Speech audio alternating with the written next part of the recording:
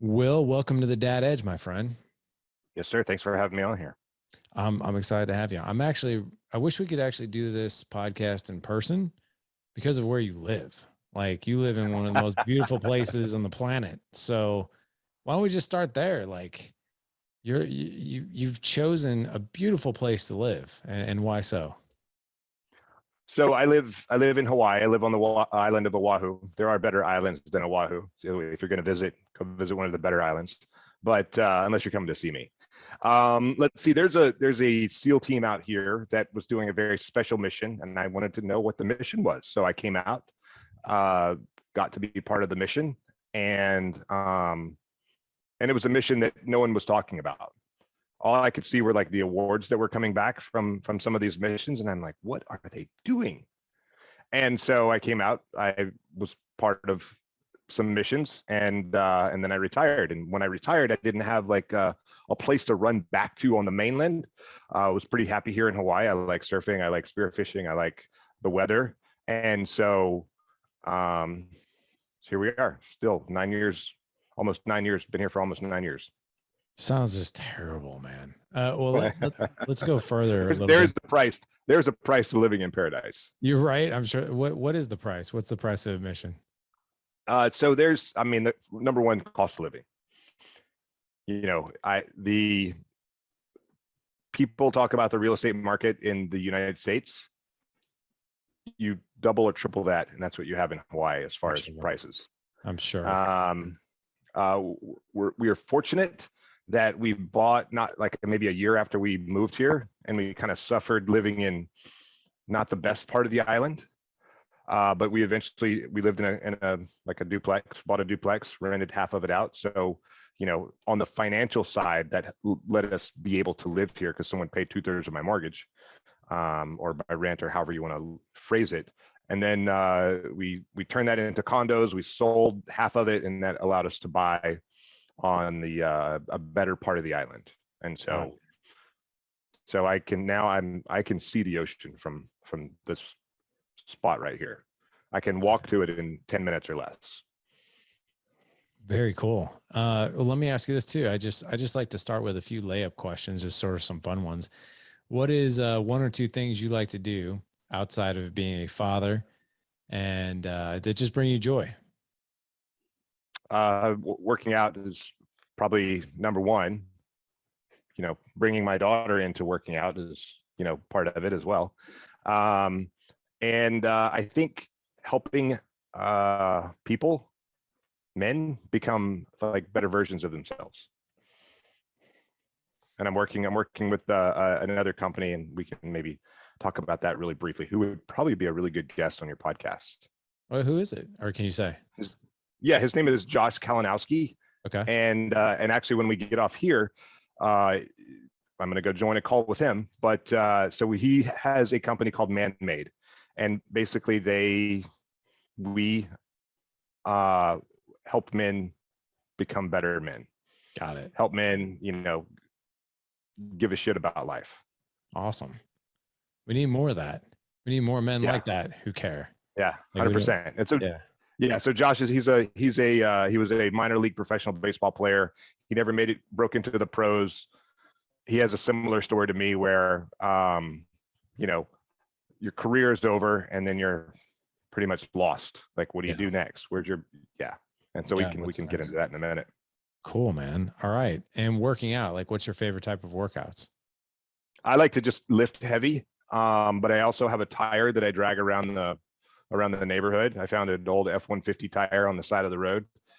Still has the rim in it, and so I'll throw on some body armor and I'll just drag that thing around. And sometimes I will take my daughter with me on her skateboard, and we'll hook another line to the back of the tire, and so I'll drag her and the tire around the neighborhood. Some father-daughter bonding there.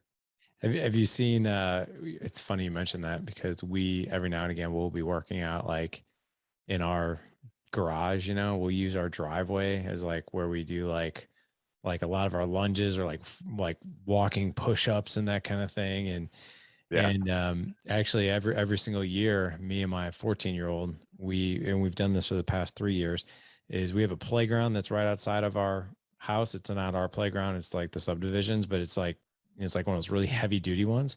So we Yeah. get out there every Memorial Day and we do the Murph together. Yeah. So just outside. I think people think we're nuts, but who cares? But what have you seen neighbors like outside, like in the morning or afternoon, just kind of like sipping on their morning coffee or tea, and they're just like looking at you like, whoa, what's he doing? My gym is basically in my driveway, and I just have like a false door that, I kind of swing open like a barn door, and it's just there, kind of just under the eave of the house. And my neighbors will come by and they're like, he's at it again. Yeah. Or if they haven't seen me drag the tire for a while, they're like, you're slacking over there, you're not, what's the deal? Right. So instead Before they were like, why are you doing that? And now they're like, you're dropping the ball. The people that look at you like you're crazy are now your number one accountability partners of like, man, Right. we haven't seen you in a while. Get back. Yeah, to exactly. It. I'm like, I've been traveling. Sorry. Right. You didn't bring the tire with you to like South Korea and all these other places? Nah, No, no, okay. not this time. Maybe next time. Gotcha. All right, so let's start with how you grew up. Where did you grow up at? And I'd also love to hear, what was your relationship with your own dad like, since this is a dad show? I grew up in a little town outside of Meridian, Mississippi. I was very poor, somewhat of a country bumpkin, if you will. Yeah, full redneck, if you can't tell by my accent now. But I was heavily involved in the Boy Scouts. So I had lots of like sort of surrogate dads in that respect.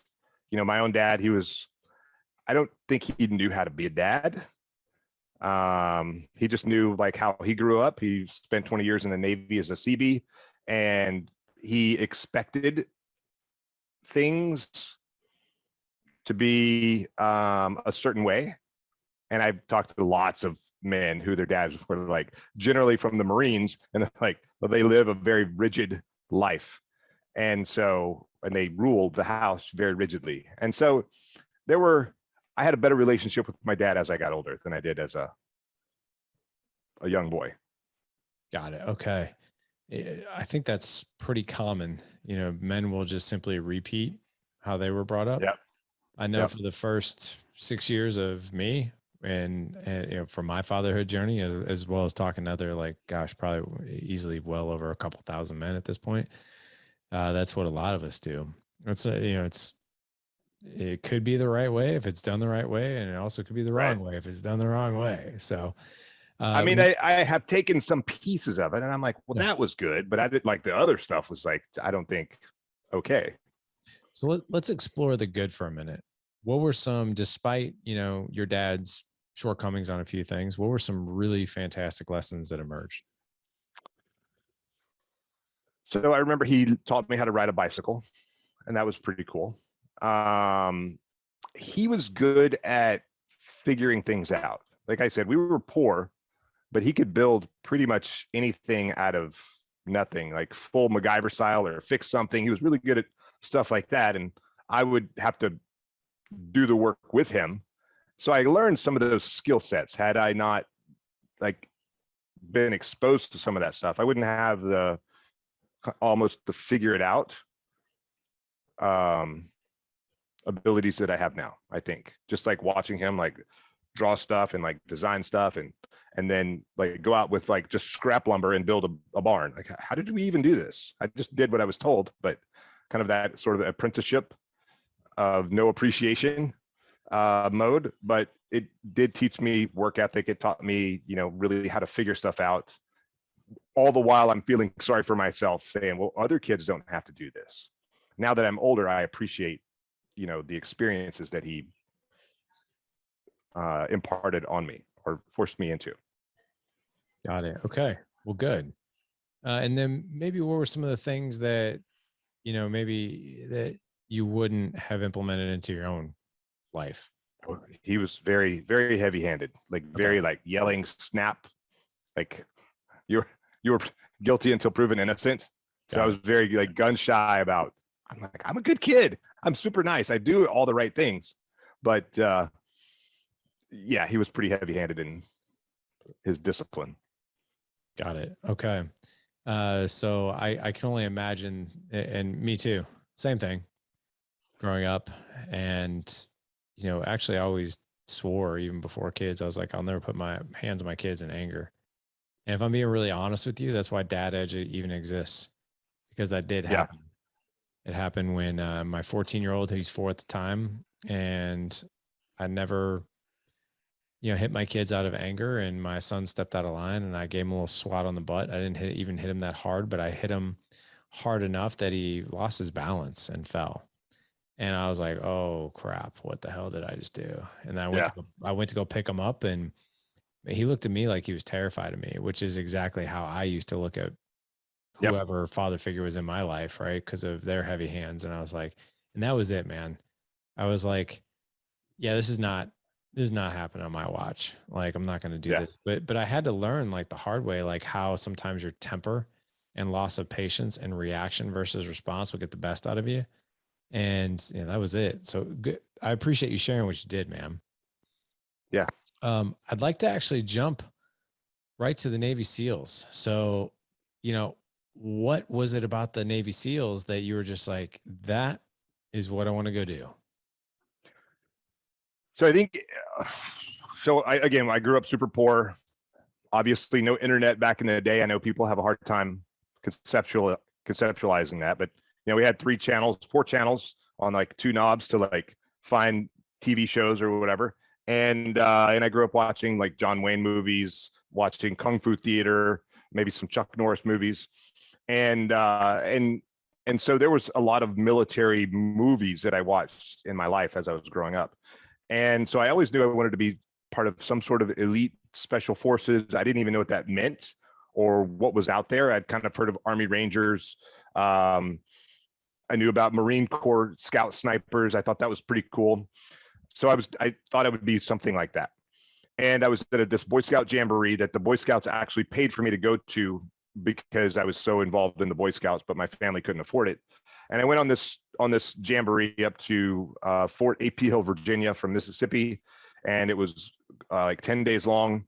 And I met another kid on that trip, and he said, "When I grow up, I want to fly F-14 Tomcats, and I want to be a Navy SEAL." And I'm like, "What's a Navy SEAL?" He was like, "Oh, it's like the hardest military training in the world, the most elite, whatever. They jump out of airplanes, blow stuff up, shoot guns, scuba dive, do all these other things." And I'm like, "It's the hardest thing out there. That's what I want to do." They're the best. Okay, that's what I want to do. And so I came back from that trip, and right away, like within weeks of me coming back from that jamboree, the Navy recruiter called me. And I was like, and he's like, "Hey, have you ever thought about joining the Navy?" Had he called me 6 weeks, 6 months earlier, I would have said, "No way, Jose." But he called me right after I came back from that trip where I'm like, "Yeah, I want to be a Navy SEAL and an F-14 Tomcat pilot." And so he's like, "Okay, why don't you come on down here to the recruiting station?" I swore that I would never join the Navy prior to that. But because my whole family had been in the Navy, and I'm like, I don't want, they have the ugliest uniforms. The Marines have the coolest uniforms. The Marines have like way better like commercials where they're like fighting dragons with swords and shields and things like that. And so I remember that was, those. yeah, right. I And do. so those were like that. Like I'm not gonna. I don't want to ride on a ship in the middle of the ocean. And so, but I can't become a Navy SEAL unless I join the Navy. So this is my path. I'm going to join the Navy and become a SEAL. It didn't work out quite as smoothly as I had anticipated, but I eventually got there.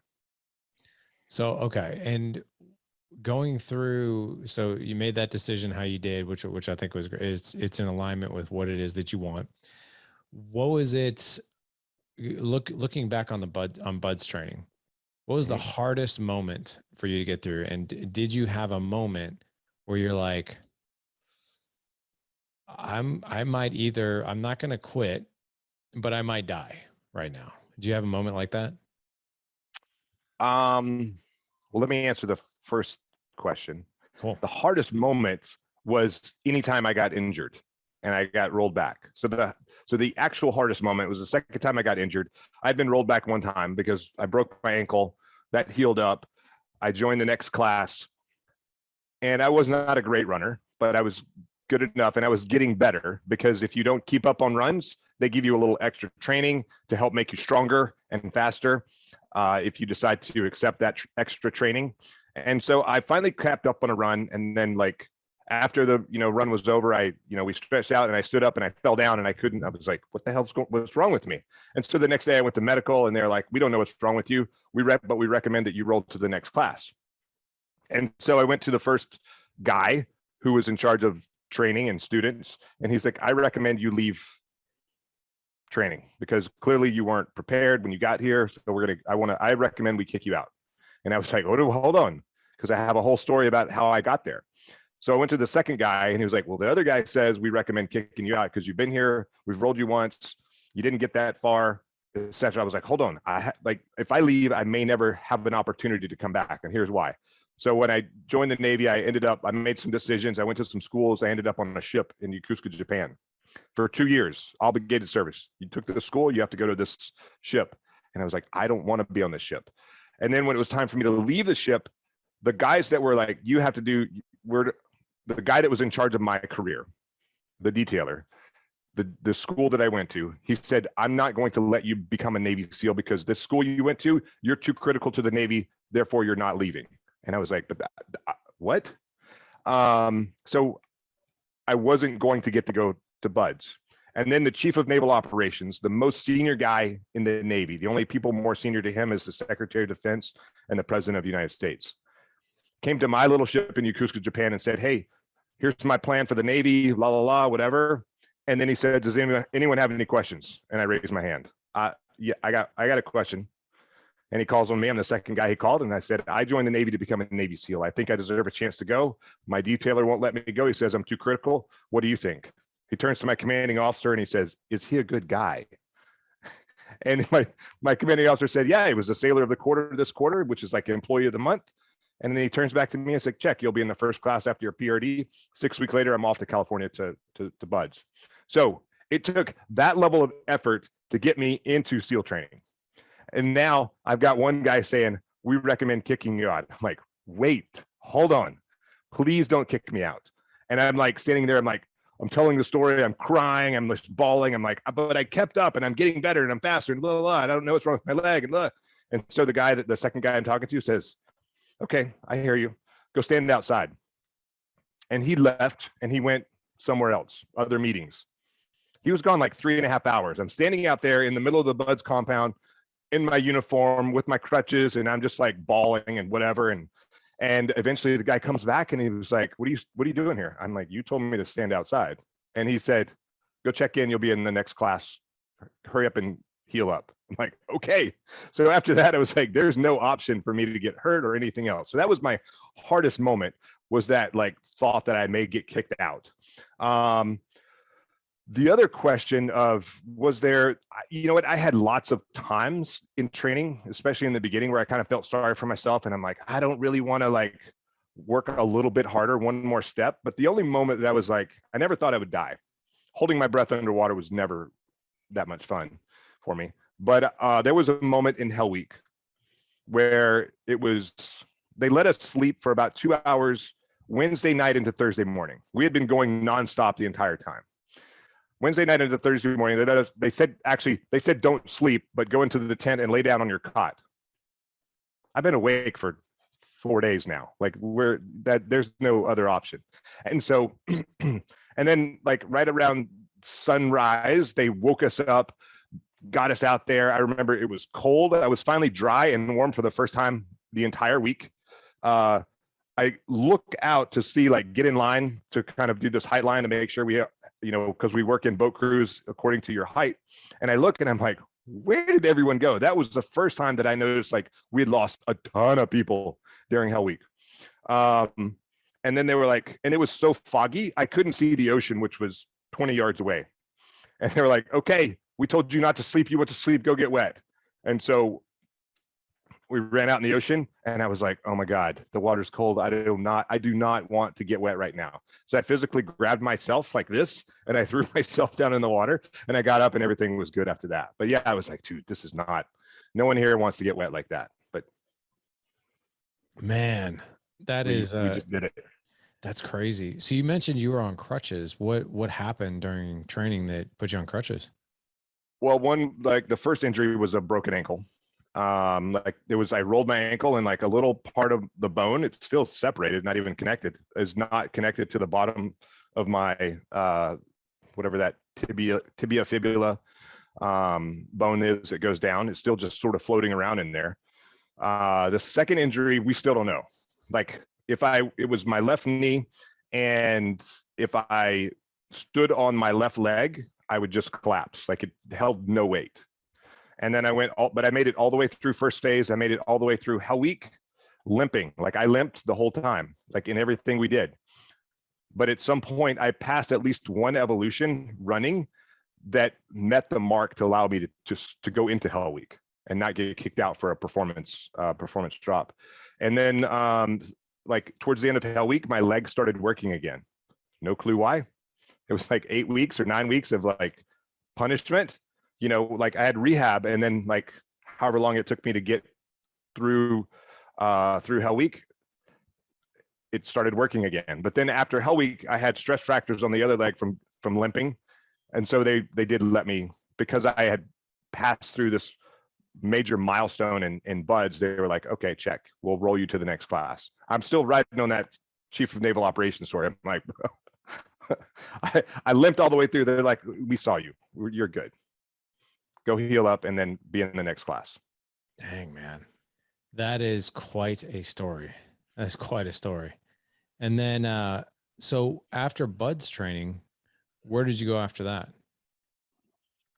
So after that, after BUDS, I went to, I learned how to drive a mini submarine in San Diego. And then from there, I went to Army Airborne School, where I learned how to fall down for 3 weeks before they let you jump out of an airplane. So they literally teach you how to fall down. And then from there, I went to SEAL Delivery Vehicle Team 2 on the East Coast. And that team doesn't even exist anymore. They moved that capability out here to Hawaii, which is where I retired out of. Got it. Okay. All right. So looking back on, let's just look back on, you can reference obviously your training in BUDS, maybe some aha moments that emerged like while you're going through that training. Maybe I've heard other SEALs say, yeah, I really got to meet myself during some of those evolutions, right? And these were some of the really incredible things that I learned during those evolutions, and I still use them today. But looking back, did you what moments did you meet yourself, learn something new that you still use today? So one of the lessons I learned was suffer in the front. So BUDS is hard. Every bit of it sucks. I mean, I had fun when I was there, even doing the things that sucked. But during Hell Week, I got into a boat crew. It was Boat Crew 3. And we won. And I saw these guys. I think, in like Boat Crew 4 before this. But I saw these guys winning all the races starting Sunday night into Monday. And I'm like, how do I get into that boat crew? Because the boat crew that I'm in, like, guys are just quitting. Guys don't want to be here. They don't want to put out. They don't want to win the race. Because they're just kind of in this mediocre mindset of good enough is good enough. Sometimes it is, but not right now. Not when we're like trying, like, you can't have like some people that want to like put out and win the race and other people that are just like, oh, we're just doing it just to get through the process. So we had lost enough people through Sunday and Monday that they had to reshuffle the boat crews, because there were like 4 people in some and 8 people in others, and they're like, it's a 7-man boat crew. Like, what's going on here? So they reshuffled, and I was like, I'm going to get into Boat Crew 3 because I want to be surrounded by those winners. And so I counted. I'm like, it's by height. You get in a height line. I'm like 1, 2, 3, 4, 5, 6, 7. 1, 2, 3, 4, 5, 6, 7. 1, 2, 3, 4. I'll be number 5 for Boat Crew 3, 6, 7, and I don't care what happens after that. And when I got in that boat crew, I found that there was no one spectacular in the boat crew at all. There were no like superstars, no super high performers. Every one of us were just regular Joes. And so, but what I found when I got into that boat crew is they had this uncommon desire to just be in the front of everything that we did. It didn't matter if we were doing races on the beach with logs or boats or whatever, or if we were just going to chow to eat. If we started in the back and there was a gap between the boat in front of us and the boat in front of them, we would pass them. And by the time we got to the chow hall, we were always in the very, very front. And what I learned from that is there were times where I'm like, I don't feel like working that hard, but I'm with this team I'm not going to be the guy that slows them down and holds them back. So even though my stomach hurts and my legs hurt and I'm feeling sorry for myself and my head hurts and that thing is rubbing me bald, I'm still going to stay here and I'm going to keep pushing through that pain. And what I found is if I just keep pushing, the pain goes away. And then I'm all of a sudden I'm going faster and I'm supporting the team. And I know that that happened to every one of those guys in that boat crew, but we all just sort of pushed through that pain. We suffered, and it was way better to suffer in the front of all the guys that were there than to suffer in the back. Because if you're in the back, you're always trying to catch up. But if you're always pushing your way to the front, it doesn't matter what you're doing. As long as you're in the front, it still sucks. It's still suffering. You're just going to suffer a little bit less if you put out a little bit more effort and don't feel sorry for yourself. So that's something that like I've taken and I've applied it to businesses that I've been a part of. I've applied it to coaching programs that I'm a part of, because everything that's worth doing takes some sacrifice, and it's going to suck, and it's better to just suffer in the front than suffer in the back. Dang, man. I love how you were like, you know what? I'm not going to be the guy holding this team back. You know, I've heard from other SEALs on this podcast that I've asked, you know, hey, what is it about the SEAL teams that make you guys so successful? And some of the answers I've gotten back are very much in line with what you're talking about is, well, a SEAL doesn't view himself as the successor. The SEAL views the success as within the team. So it's all about the team, and it's all about the team successes. And it sounds like that was your experience as well. Yeah. I mean, I was stoked to just be part of the team. Don't be the anchor. Don't make the team hate you. Yeah. Let's flip the switch on this a little bit. SEAL teams learning all these amazing lessons through training, no doubt learning lessons through missions, and your experience. What experiences and lessons have you taken into fatherhood that have been so useful for you? I think that team player mentality. So I have two kids that live in Virginia. They, like I said, they don't speak to me currently based on the situation of their primary caregiver. But I would do these trips when they were smaller, and I would fly to Virginia. I would pick them up. I would fly back to either California or to Hawaii. And it was always like, it's just like teamwork. Okay, let's work together. Let's figure out the plan. Let's the team. And then, we would always just work as a team all the way here and then all the way back. Then I would fly them back to Virginia, get on the same plane that I just got off of and fly back to wherever I had just left, California or Hawaii. But the same thing for my daughter here in Hawaii is we work out together. We do team stuff together. And here's something that's kind of cool. Like when I get on stage and I give presentations, I always recite the Man in the Arena, and I do the long version. And so my daughter has heard me say Man in the Arena enough times that one night at dinner, she just cranked it out and she started reciting it. And I was like, hold on, go. So now that she knows it as well as I do, every day that we go to school, she says Man in the Arena on the way to school. And so that's just like a super cool, like motivational, speech to give people and gets them fired up. And then she's 8 years old. She'll be 9 in a couple weeks. And she has that like completely dialed. It's awesome. That's incredible, man. That's not only teaching something, but being the example, right? Best lessons are caught, not taught. So her seeing you do that, that's pretty cool. And I didn't even know she was listening. Like it was a lesson of like, oh, she hears a lot of stuff, and retains a lot of stuff. Whatever you say, kids are just like that, and it's pretty cool. It's crazy, man. I've got 4 boys, 16, 14, 8, and 6. We call my 14-year-old, and now my 8-year-old is definitely emulating the exact same trait. We call him the observant ninja. He's pretty quiet, pretty stoic. He's like, he's pretty tough, but he sees and hears everything. Like crazy. I'm just like, dude, I didn't even know you were aware of that. Like, you know what I'm saying? But, and you're married now, right? Yeah. Okay. So how long have you been married to your current wife? 9 years. 9 years. Okay. So I've heard a statistic. I don't know if it's true, but I've heard it, is that, the divorce rate for just normal run of the day people, average Joes like myself, right, is about, 50%. I've heard from other SEALs that if you're in the SEAL teams, your chances of getting divorced are actually 90%. Is that accurate?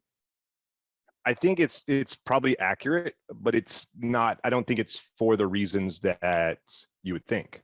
I think we make bad decisions at Okay. times, or we have this never quit mindset. Oh, maybe I'm in this toxic, not awesome relationship, but I'm not going to be a quitter and just get out of it. Like I'm going to push it through, and then it just becomes more toxic. And over time you're a little bit apart, but over time it just gets bigger and bigger and bigger. And so it's maybe an annulment in less than a year would have been a better decision than, become more toxic and more separated and more ugly along the way. But we don't like quitting, so we end up making it worse on ourselves. I've never heard that perspective, but that makes an insane amount of sense. Like, absolutely. So, maybe it's lessons in the SEAL teams, and maybe it has nothing to do with that. But what advice let's just say this. You have an opportunity, Will, to call yourself on the phone 10 years ago, 1 year before you got married to this woman. Okay. And you're like, hey man, this is me from the future.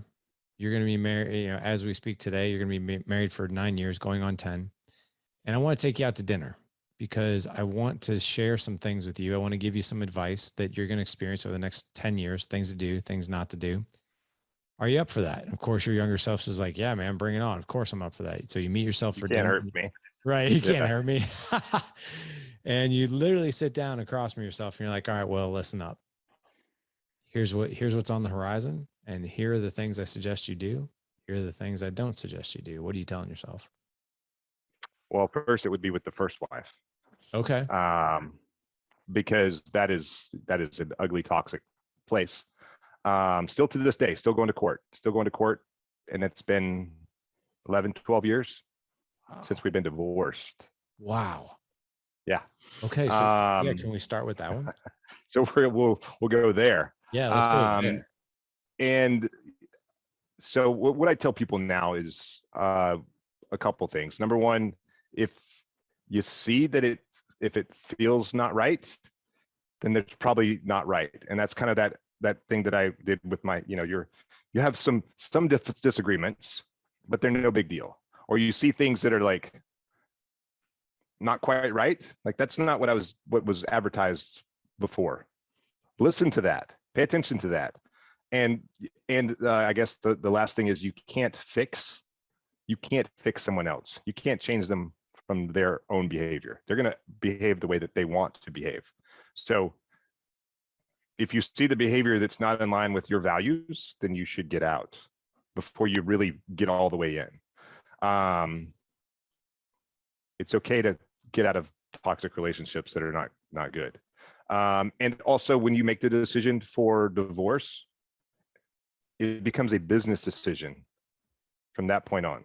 Not emotional. Everyone is emotional when they get divorced. I've counseled lots of people on that. And I'm like, listen, once you pull the pin on that grenade of divorce, everything from here on out is a business decision. Someone's going to try to make it emotional. Why don't you want to take care of, when you sign that document, separation agreement, divorce, whatever comes out of that, you're held to for the rest of your life. You might have been magnanimous in the beginning, but now you're in a place where you can't be quite as magnanimous. You still have to bring that same level of support no matter what it is. So everything is a business decision from there on out.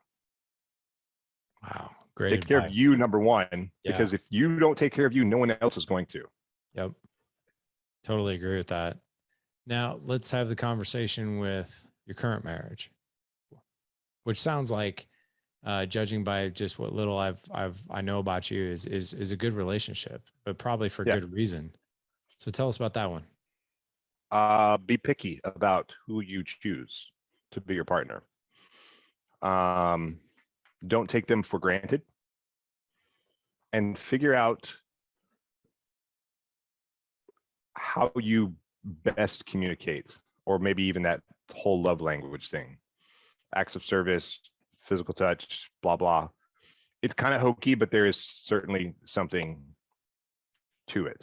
Like, like the romance will fade, but the relationship still needs to be maintained and appreciated. So, have your own values and make sure you know their values so that you're supporting those values. What's so funny is when I first heard about the 5 love languages, I'll never forget it. I think it was me and my wife's counselor, because we were going through marital counseling in the beginning, because we couldn't get on the same page with a lot of things. We were just rookies and green, and but we wanted to. And I remember the counselor, telling me about this book. I was like, it just sounds dumb. Yeah, it's like literally like that was me like in my early 30s. It sounds dumb. Well, I don't even think I took his advice. I don't think I read it. And then I ended up, starting the podcast 7 years ago, doing this mission. So I really started diving into like, hey guys, what's been some of the most effective books that you guys have read, blah, blah, blah. The 5 love languages came back over and over and over. I'm like, all right, already, I'll read this book. Yes. Yeah. And I was like, wow, this seems almost too simple. Like, how can this be effective? It's too simple. Then my wife read it and she's like, yeah, there's a lot of truth to this. And then we took the quizzes. And then I looked at my behaviors of trying to love her, which were through physical touch and words of affirmation, which are mine, because that's how you love somebody else, is through your own. And my wife is like, yeah, but I'm acts of service and quality time. So like, are we married to the same person? Probably. Yeah. Yeah. So, it's, once I made that small shift, and I've been married for almost 20 years, I still have to do it. If I see my wife in like amazing yoga pants and she's like doing the dishes, like I want to come up behind her and like put my hands on her and like hug her and kiss her and tell her how beautiful she is. But the way she takes that, even if I don't have an agenda, and let's call it me. Right. Let's call it 70-30. 70% of the time, I don't have an agenda. Kids are around. Like I just want to love you. 30% of the time, I'm like, oh yeah, I have an agenda. But to her, the way she receives it is like, I have 4 boys in this family. You're another male in this family, the 5th, that needs something from me. Like that's how and I'm like, that's not how I mean it at all. Like, I just want to love you. Right. And so I was so even now, like cause I'll still do that. Like I'll come up behind her, put my hands on her hips, give her a kiss, but I'll whisper in her ear and I'll say, I don't want a thing from you. I just want to let you know I'm here. And I just want to let you know I love you. And that's it. That's truly it. Right. And what I can literally sometimes feel her physically just relax and just take it in for what it is, which is no pressure. Yeah.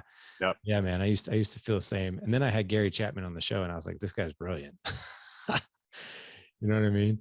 But okay. So great advice for marriage.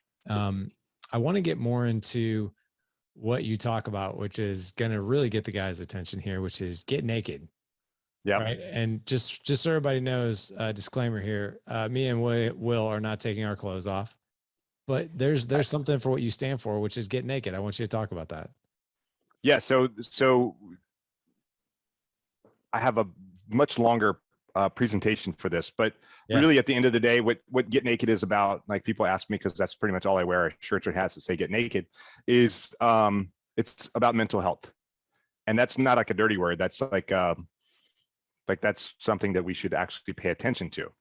And because what it means, it's about taking that ego off that you carry around, taking that armor that you wear around because you've been under attack of some sort all the time and you always feel like you're on the defensive. At some point, you have to take that ego off, that armor that you're wearing, put it in the corner, expose yourself, become vulnerable so you can find like healing that you actually need. And I would argue that there's not many people out there in the world that don't need some sort of healing, that aren't walking around with some sort of armor on, certainly, carrying ego around, depending on what scenario they're in. Even the nicest person in the world, I see like the super nicest people like snap, pow, when things don't quite go their way. I'm like, oh, we need to work on some stuff. But that really came from, my journey. I spent, 26 years in the SEAL teams. I have been out, I've started a couple companies. CBD was a modality that helped turn down the noise in my head, when I got out, because I was pretty much drinking myself to sleep at night, or just drink until I passed out. And once I started using CBD and I got a little better control over the thoughts that were swirling around in my head, I looked back and like, how do I fix myself? How do I, come up with, become a really good, productive member of society? Because when like I talked about Josh earlier, when I left the SEAL teams, I felt like, if you've seen the movie, the Avengers, where Thanos snaps his fingers and half the world's population goes away, that's the way I felt. I was like, dude, where's from like overnight, I lost my purpose, I lost my mission, and I lost my team. Mission, purpose, and team. Like I had like an awesome mission, I had an awesome purpose, and I had an awesome team when I was in the SEAL teams. When I left, I thought I lost everything, and that's the way it felt. It's like I'd lost like my identity, my everything. And so, I wasn't ready to face that, because I'm still like, oh, I'm a Navy SEAL, I got whatever I can do. I needed help, and I wasn't willing to ask for help. I wasn't brave enough to ask for help. So as I started going down this road, and I got some better control over my mental faculties, if you will, I realized that I do need help. I need to like take my ego off about my kids. I need to take my ego off about their mom. I need to take my ego off about, all these other things, and just be me and like find what makes me happy. And so that was really a lot of what, Get Naked was all about. But then from that, I've turned naked into an acronym. And so the acronym, the N, stands for never quit. And I don't mean never quit smoking or drinking or, toxic relationships or things like that. I mean, never quit on yourself. Never quit on, if you've made a conscious effort to start something that was probably pretty hard to do, you take it all the way to the end, whatever that looks like. And there's, one of the things I talk about is create small victories. Is, you take that big thing that just seems unattainable, and we'll just use Hell Week, for example. Hell Week is 5.5 days, and you lose, in SEAL training, you lose 70% of the people from day one to the first day of Hell Week, of whoever started. And then of that 70% that's left over, you lose another 70% of those people. And so people look at this as like this almost unattainable mission of, just getting through Hell Week. Very high attrition rate. And so one thing that we know during Hell Week, as we're going through it as students, is they're going to feed you 4 times a day. So it doesn't matter how much it sucks, how much you're jackhammering while you're laying there in the surf zone with the guy to your left and to your right, or you're carrying that boat on your head, or how bad your lungs or your belly hurts or your legs, or all you have to do is make it to that next meal. You're going to sit down, you're going to have a good meal, maybe some coffee or whatever, get some calories in your body, get some energy going, and then go back and do it again. And you just keep creating these small victories until you finish. So that's what Never Quit is about. The A is accept failure, because failure, quite honestly, is the biggest teacher in my life. And when I try something and I fail it, as long as I try it again a little bit differently, I'm going to learn and I'm going to get better. So the A is accept failure. The K is kill mediocrity, because technology is awesome, but technology makes us weak. Technology makes us depend on technology. I can't tell you how many people do you know could navigate across the United States with an old Randy McNally roadmap, and not use their iPhone to get somewhere, or even in their neighborhood. Like, we don't know how to do that anymore, because we're so reliant on technologies, this thing that we put it in our pocket and carry in our hand. We've forgotten how to do hard things. And so that just matriculates into like everything else we do in our life, just this sort of mediocre. It's good enough, good enough in a relationship, good enough with my kids, good. Like, I showed up, what else do you want from me? Well, put out a little more effort in there. And so what I tell people, how I have found to kill mediocrity in my life, and you can use it the same thing in your life, is to compete. Start with competing in kindness, competing in generosity, compete in gratitude, and start winning, competing and winning. And as you go through that, start competing against your ego, because your ego knows exactly what to tell you to make you quit, to make you mediocre. So when you learn to win the battle against your ego, you will kill mediocrity in your life and the life in the people around you. The E is expose your fears. I don't mean lions and tigers and bears. I mean that noise that lives in the back of your head, those fears that you don't want to share with anyone, you don't want to, bring out into the open. that are really sucking the life out of you, those thoughts that pop out when you're like driving by yourself, or they keep you up at night, or they wake you up at night, those are the fears that I'm talking about. And so I look at those fears to be like a vampire. A vampire, it lives in the darkness and it sucks the life out of you. Those fears, they live in that dark part of your brain that you don't want to talk about or share with anyone, and they're sucking the life out of you. So the way you kill a vampire is you expose it to sunlight. You kill those fears exactly the same way. You have to pull those fears out and expose them. So one way is maybe you have low self-esteem. Go take a Brazilian jiu-jitsu class.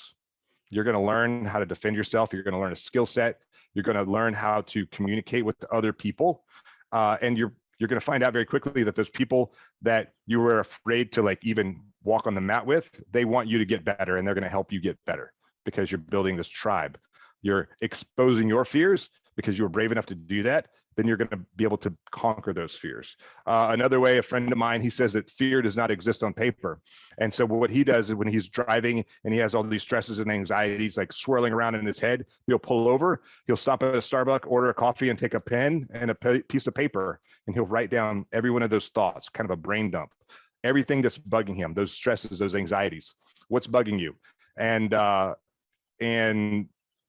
he'll read them, and he's like, really, that's the thing that's bothering me.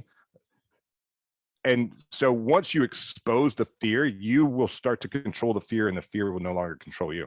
The D is to do the work, because we got TikTok and YouTube and Amazon, and we've got a lot of instant gratification through technology, kind of that mediocrity piece.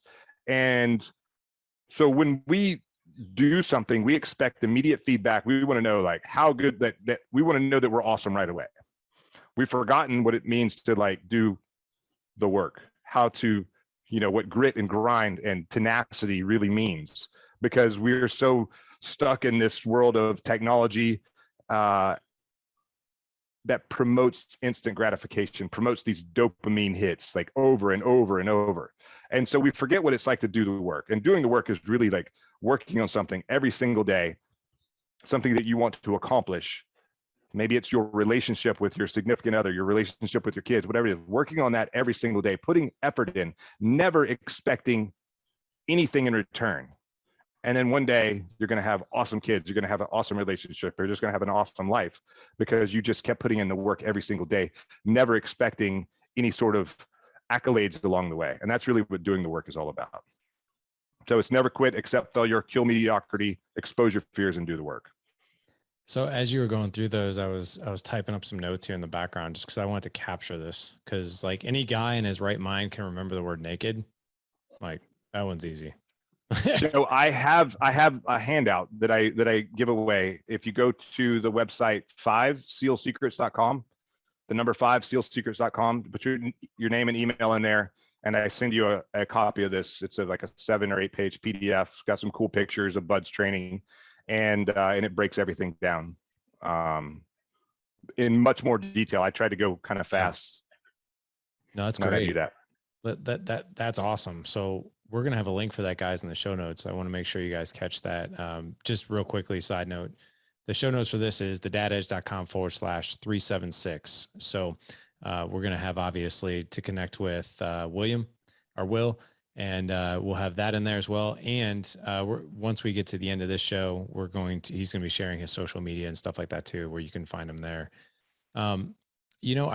If we could pick out one of these, I'm looking at my notes right now, the exposure fears. Whew, like I can understand never quit on yourself except failure. That one's a little tough for guys to get to, is like, hey, I want to do this thing, but I just don't want to fail.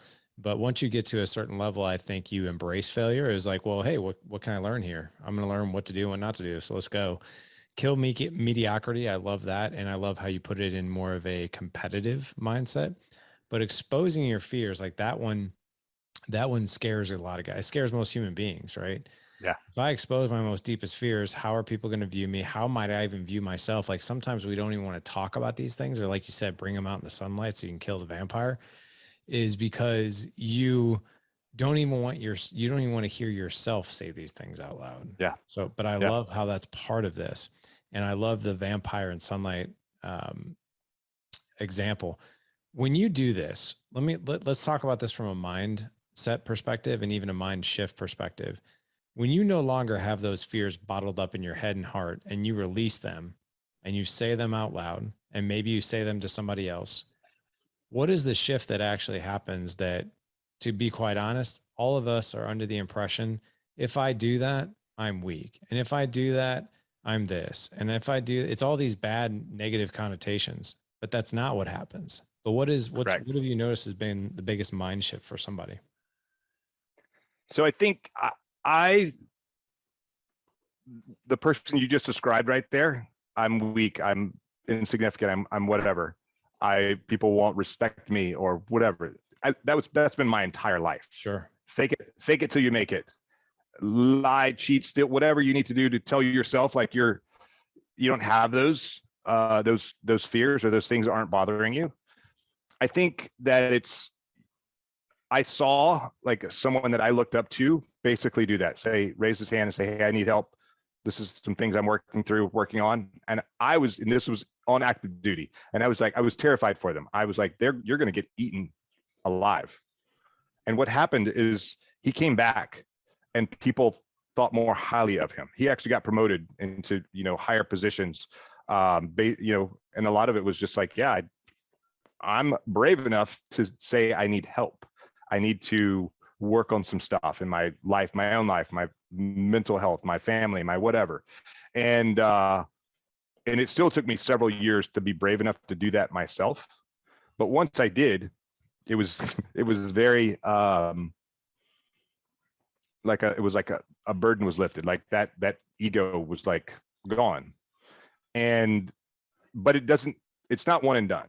Like, it takes time. It's like working out. If you're gonna have big strong muscles, you got to lift big strong weights all the time. It's not like go to the gym and work out one time and you're sore and you're like, okay, I'm good, I'm like strong, I'm ready for Mr. Olympia or something like that, I'm in really great shape, and my blood pressure and my cholesterol. It doesn't work like that. It's like it takes consistency and doing it, and that's part of doing the work. All of these, you can talk about them individually, but they are all intertwined completely. Exposing that fears, like, never quit exposing those fears. Those fears are going to expose failure. Yeah, awesome. Learn from those failures. The fact that you're exposing those fears and you're brave enough, you're killing mediocrity. The fact that you're doing this over and over and over, you're doing the work. And that's really what, this get naked mindset is all about. It's not one specific thing. And, again, for me, like, expose my fears was like the biggest thing I had to do first. And then everything else came in behind it. And now I bounce between expose my fears and kill mediocrity are like two of the things that I'm like, I resonate with me the most, as I kind of jump back and forth between those two. Got it. I'm so glad you brought that up. I had a former Navy SEAL, and when I mean that, I mean expose your fears. Guys need to hear that, man. And when guys hear, when we as men hear, hey, expose your fears, like your darkest stuff, like the stuff you don't even want to say out loud, and do it, even with somebody you trust, right? Because what that really does is, if a Navy SEAL can say that and do that, that gives the rest of us who are living like these pretty normal lives permission to do the same. And going back to just one quick story, and then I want to ask you one final question before we head out of here, is I interviewed a former SEAL by the name of Chris Sinog, and our interview actually landed in one of the editions of one of the monthly magazines for Men's Health. I had no clue that we were even mentioned in Men's Health. And when I was told, like, I thought it was a joke. I was like, yeah, right, that's funny. And they're like, no, man, go check it out. It's on this page. And I went and I picked up and I'm like, holy crap, there it is. But it was his podcast that I interviewed him on, and the magazine had a write-up on it and that kind of thing. One of the most freeing things that I think I heard early on this podcast, because Chris came on in the first year. It's like one of the first probably SEALs I interviewed. And I remember being really, really nervous to interview him. I was like, man, here's like this elite Navy SEAL, like, like what's going to come out of this? And like, he's going to be operating at like this crazy high level. And like, he might think this podcast is a joke, like all these really ridiculous thoughts. Sure. Yeah. And I remember we had this very human connected moment on the podcast where I finally saw, you know, Navy SEALs for who they are and what they are, which is, yes, you guys are like some of the baddest dudes on the planet. You're the most mentally and physically tough specimens that walk the earth. But you also do what you do out of love and compassion because you want to defend your country and the people that you love. But here's what I learned from Chris. It's like, what's the most valuable lesson you learned in the SEALs? And he's like, ask for help when I need it. And I'm like, I'm sorry, what?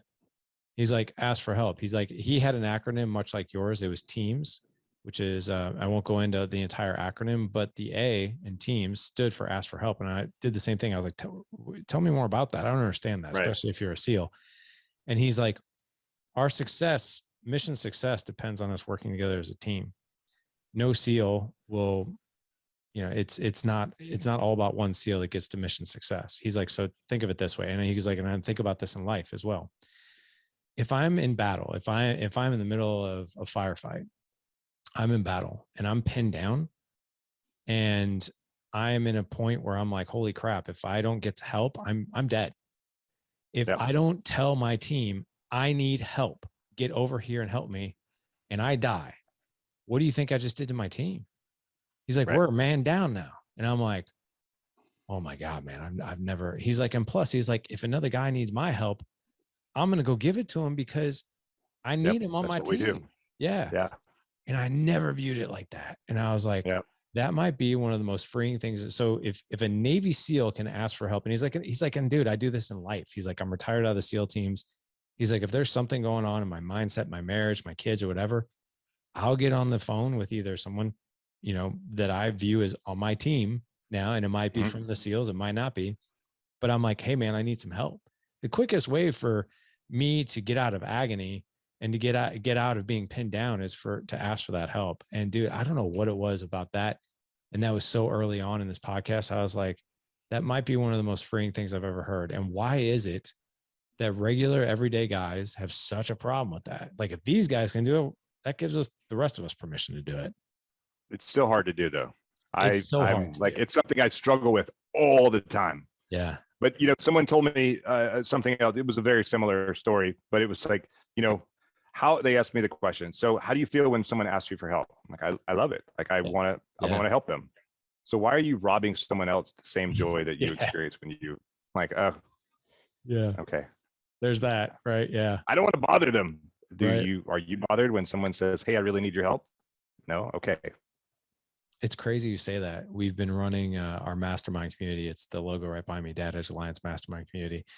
And we say that all the time. If you are not asking for help from somebody else and you're agonizing over something, think about what we do as men. We love to problem solve. There's sometimes there's not even a bigger compliment than to be like, wow, you've asked me how to do this, man. I'm honored. Right. Thank you. Right. Yeah. If you don't do it for yourself, imagine it this way. You are robbing another man the opportunity to feel really damn complimented that you came to him with this issue. Yeah. Which is, I think, and I'm going to steal Chris's analogy there for Yeah. sure. Like, Chris, I'm stealing. Like, if you're listening to this, sorry, bro, I'm going to steal it. I may give you credit, but I'm going to steal it. Yeah, man. Chris is a good dude. Last question I have for you is, you know, now you're raising a daughter, right? Yeah. And how old is she? She'll be 9 in 2 weeks. Okay. 9 in 2 weeks. So I got to tell you, I have probably failed big time with this show as far as like almost 1,000 episodes in. And it's been very, very difficult to find, you know, guests to talk about strategies on how to raise a confident, strong young woman, right? Because at the end of the day, I'm raising all boys. And what I can tell you is that, you know, I don't know girls, but I have a feeling of how I'd operate with a girl. And I think I'd baby her, to be honest. Like I would probably just like give her whatever she wants. Like my wife always tells me the fact that we don't have a girl is a gift from God because you would be a pushover.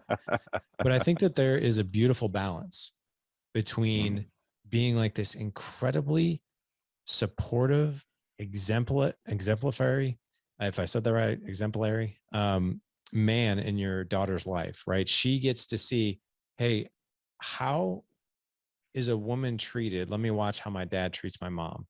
And how does a man treat me and affectionate with me with the way that operates within my dad, right?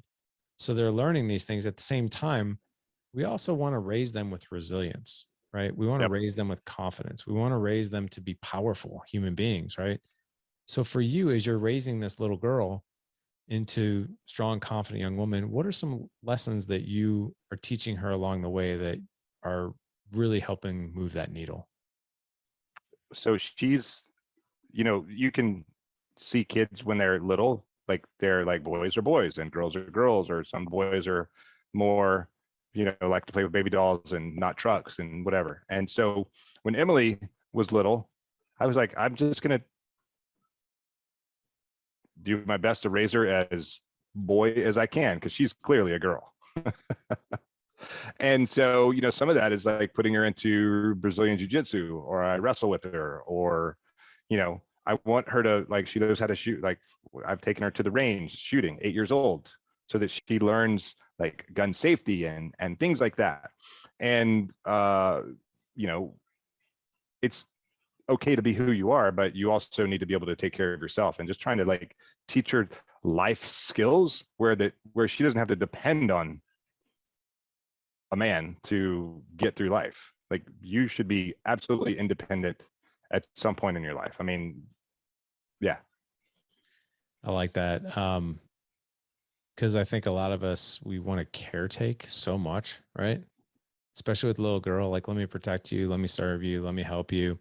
But yeah, man, one of the best gifts that we can give them is teaching them how to live without us or Yep. even somebody else. Yeah, man. Yeah. I mean, she wants to learn how to spearfish, and I let her like Awesome. help me clean the fish and stuff like that. She's That's not cool with awesome. like little bunnies or anything like that, clean, like, probably not, but a fish, like, yeah, sure, let's do it. Yeah.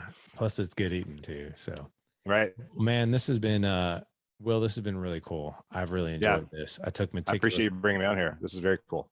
Yeah, man, for sure. And I took meticulous notes as you were talking, because what you said was just gold. I want to make sure that men can find you and everything you're doing. I mean, obviously you shared the link that men can go get that free resource from, but where can men connect with you, website, social media, and the whole 9 yards? So I do, some like business leadership mindset coaching. If you go to 5 SEAL Secrets, put your name and email in there, I'll send you, the Get Naked mindset. I call it 5 SEAL Secrets. And if you want some sort of coaching, or a speaking engagement, I'm more than happy to come out. Just reply to that email that I send you. Or you can hit me on Instagram, william.r.branum, or at Naked Warrior Recovery. And then if you're interested in CBD, my website is NW for Naked Warrior, nw-recovery.com, or you could type in nakedwarriorrecovery.com, all one word. But I thought I made it NW because maybe people don't want to write naked in their search engine. Not really sure why, but it just like came to me one day.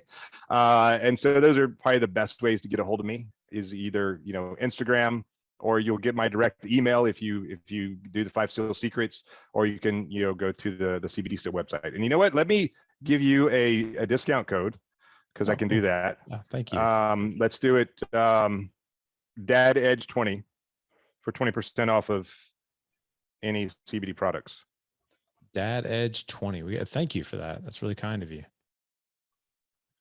Yeah, we'll do that, and I'll put that in the system as soon as we hang up here. Perfect, my man. No worries. Gentlemen, you heard it first from Will today. Very kind of him to obviously do that. Didn't ask him to do that, but that just shows what kind of guy he is. Not to worry, not to fret or anything like that as far as like trying to find all those links. Head on over to thedadedge.com/376 for this podcast. Again, thedadedge.com/376. Will, this was awesome. Thank you. Thank you. I appreciate you. Thanks for having me on the show. That was awesome, man. I had a great time. Gentlemen, get naked, and live legendary. Take care.